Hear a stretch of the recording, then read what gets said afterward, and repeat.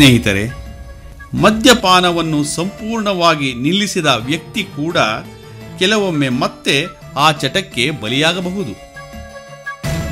ಸುರೇಶ್ ಅವರು ಆಸ್ಪತ್ರೆಯಿಂದ ಹೊರಬಂದ ಮೇಲೆ ಮದ್ಯಪಾನವನ್ನು ಸಂಪೂರ್ಣವಾಗಿ ತ್ಯಜಿಸಿದ್ದಾರೆ. ಕಾಲಕಾಲಕ್ಕೆ ಔಷಧಿಯನ್ನು ಸೇವಿಸುತ್ತಿದ್ದಾರೆ.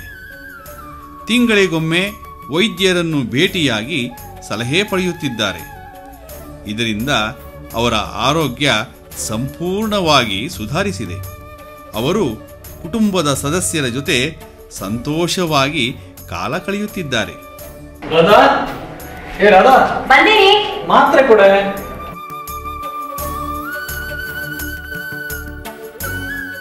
ಅಲ್ಲ ರಾಧಾ, ನಾನು ಮತ್ತೆ ಚೆಕಪ್ ಯಾವಾಗ ಹೋಗ್ಬೇಕಾಗಿರೋದು? 1 ತಿಂಗಳಾಯ್ತ್ರಿ, ನಾಳೆ ಹೋಗ್ಬೇಕು. ಹೌದಾ?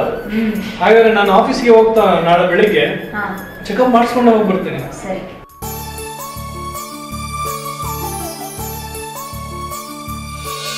ಕಾಲ ಕಳೆದಂತೆ ಸುರೇಶ್ ಅವರ ನಡವಳಿಕೆಯಲ್ಲಿ ಬದಲಾವಣೆ ಕಂಡಿದೆ. ಏನೇ? ಎದ್ದೇಳ್ರಿ, ಹಾಸ್ಪಿಟಲ್ ಹೋಗಿ ಬರೋಣ. ಎದ್ದೇಳ್ರಿ. ಆಸ್ಪತ್ರೆಗ?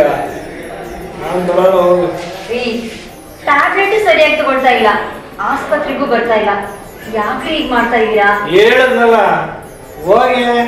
ಪ್ಲೀಸ್ ರೀ, ಜಾಣ ಮರಿ ಅಲ್ವಾ, ಪ್ಲೀಸ್. ನಿಮ್ಗೋಸ್ಕರ ಬರ್ತೀನಿ ನೋಡಿ. ಸರಿ ಬನ್ನಿ.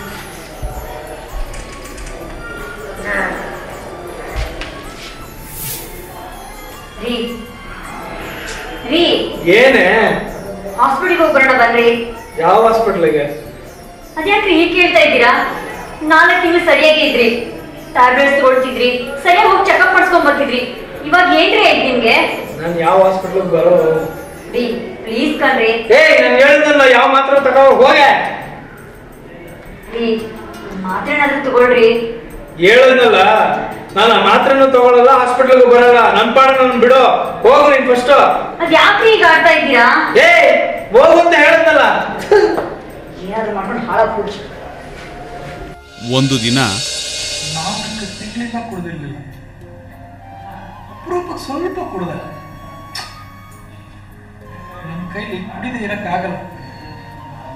ನನಗೆ ಅಷ್ಟೊಂದು ಆತ್ಮವಿಶ್ವಾಸ ಇಲ್ಲ ಅನ್ಸುತ್ತೆ. ನಾನು ಇವಾಗ ಕುಡಿತೀನಿ.